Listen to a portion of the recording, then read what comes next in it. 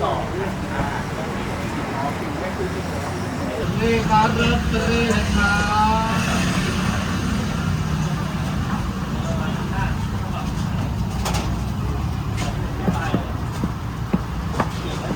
สวัสดีครับ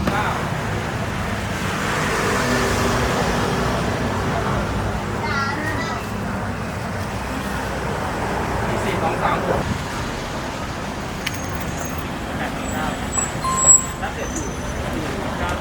ว่า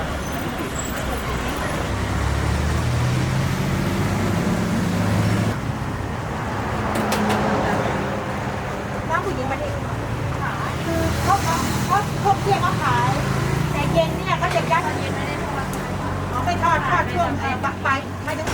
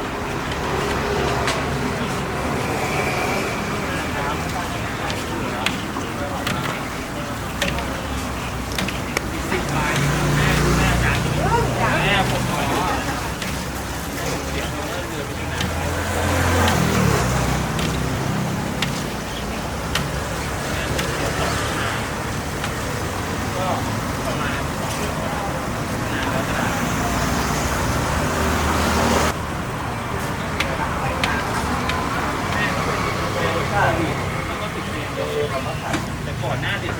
แต่ก่อนหน้าเป็นโควิดแล้วหน้าติดจากเจอที่ไม่ได้แล้วดาต้องบอกน้องเขาเปล่าว่าเย็นอย่าเท้าหน้าไม่ได้เป็นต้องบอกเขาย้ายที่เนี่ยร้านเดียวกันหน้าน้องเราคนติดที่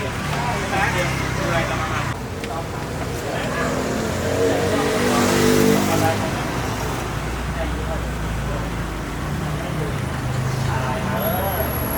ไม่หรอก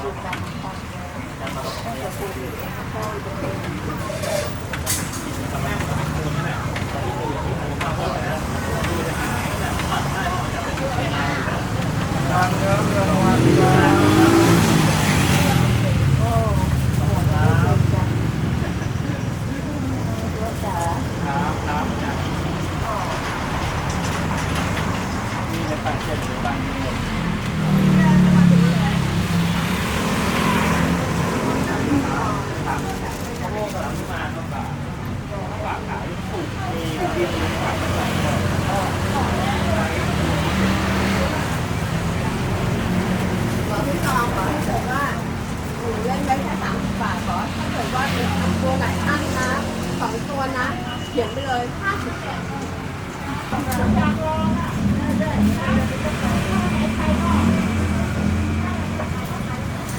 โอ้โหท้าทาย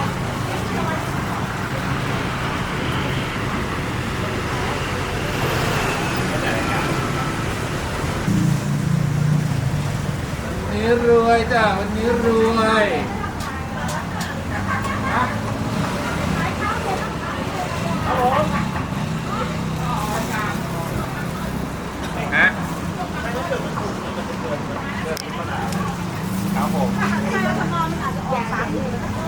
พี่เพียงขายข้าวเพียงไม่ขายแค่เพียงด้วยเหรอ แขกอยากถ่ายไหมคนแขกเขาเข้ามาไม่เดี๋ยวเขาไปคุยเขาจะไปเผื่อว่าน้องได้มีงาน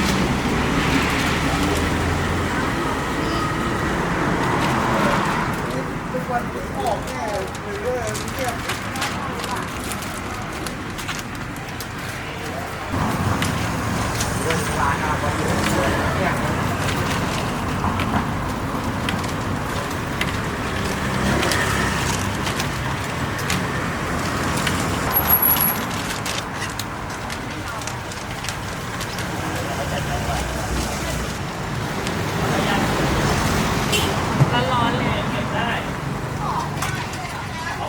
งั้นหนูเอา2อันค่ะ ดีครับ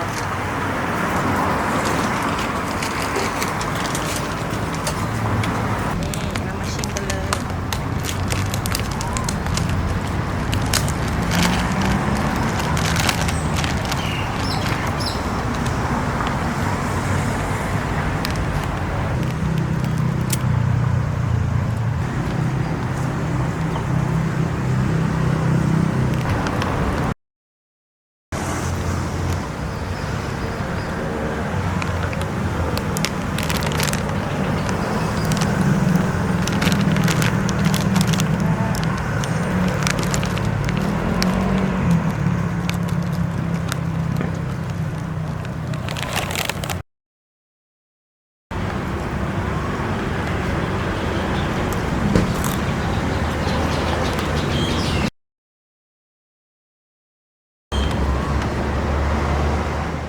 ฉับกำลังกรอบ สับปะรดหวานหวานฉ่ำนะ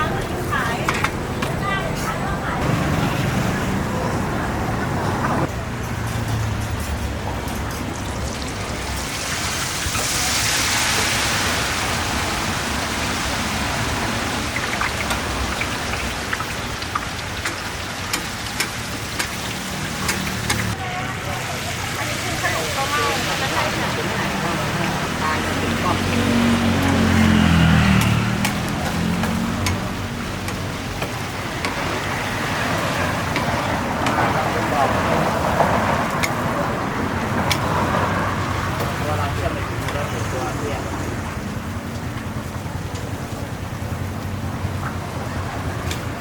เทียบเอาอ่ะเอาลิโคน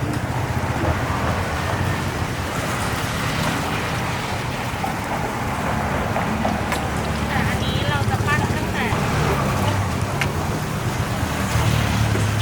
เดี๋ยวมีปั้นให้ดูค่ะ หมดแล้วอ่ะจ้ะ หมดแล้วหมดแล้วราคา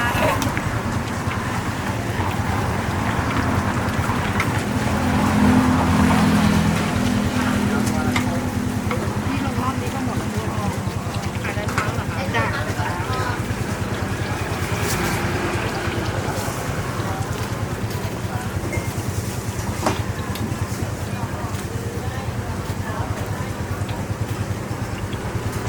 ต้องใส่ดูกันในกล้องนะเห็นบ้างถูกครับก็ถูก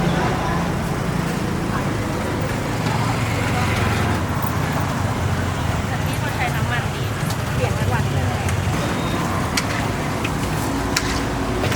ออกไปได้ถึงเป็นห้อยหลงบังเลย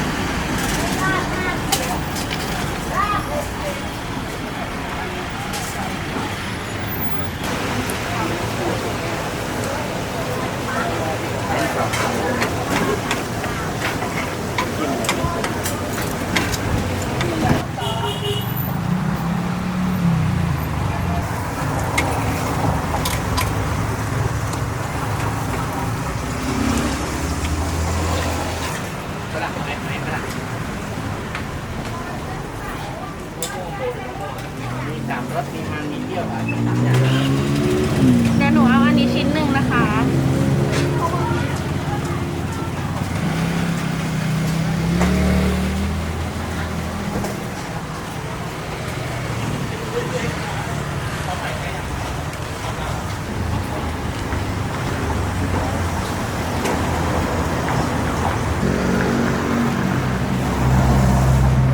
ไม่โทษนะแต่ดูดีมากเลย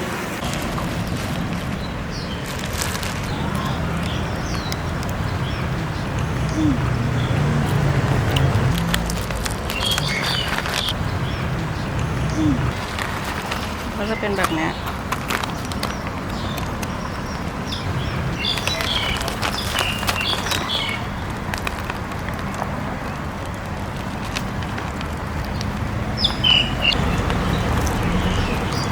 ข้างในเป็นกล้วย